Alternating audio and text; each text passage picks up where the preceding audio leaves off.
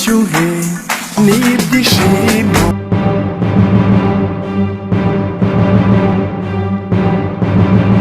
Ishyirahamwe ry'umupira w'amaguru mu Rwanda Ferwafa ryatangaje ku mugaragaro ko ryatangiye kwakira dosiye z'abatoza bifuza gutoza ikipe y'igihugu Amavubi. Ni nyuma y'uko bamaze gutandukana n'umunya Algeria Adil Amrouche.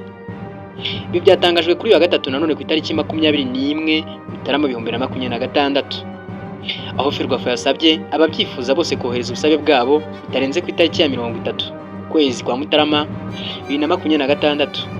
Ibisabwa kuri uyu mutoza mushya rero: umutoza wifuza gutoza Amavubi agomba kuba afite UEFA Pro License cyangwa CAF A License, afite kandi uburambe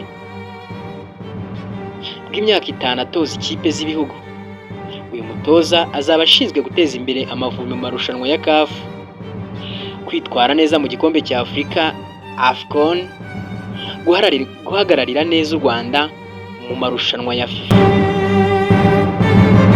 Iki cyemezo kije nyuma y'aho Amavubi amaze imyaka myinshi atabona umusaruro ushimishije ku rwego mpuzamahanga.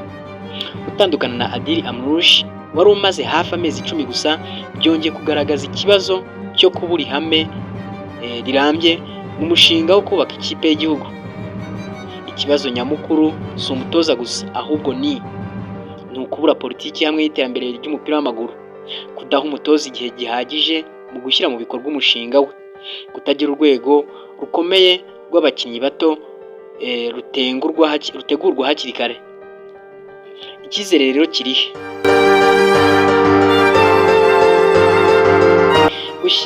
Gushyiraho bisabwa bikomeye byerekana ko Ferwafa ishaka umutoza w'inararibonye, ariko abafana n'abasesenguzi bategereje kureba nimba azahabwa ububasha busesuye agakora akazi ke, nimba azashyigikirwa n'inzego zose nk'uko babisabwa, nimba azahabwa igihe gihagije cyo gukora.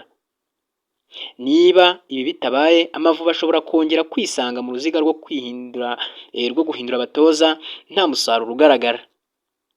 Ese aya Amavubi ahora ahinduranya abatoza ari nako ahora ahinduranya itsinzwi, amaherezo yayo azaba yahe? Duhurire muri comment, ushyiremo nawe uko ubyumva. Utaba waribagiye gukora subscribe, ariko mbere y'uko ugenda banza ukande like kuri iyi video.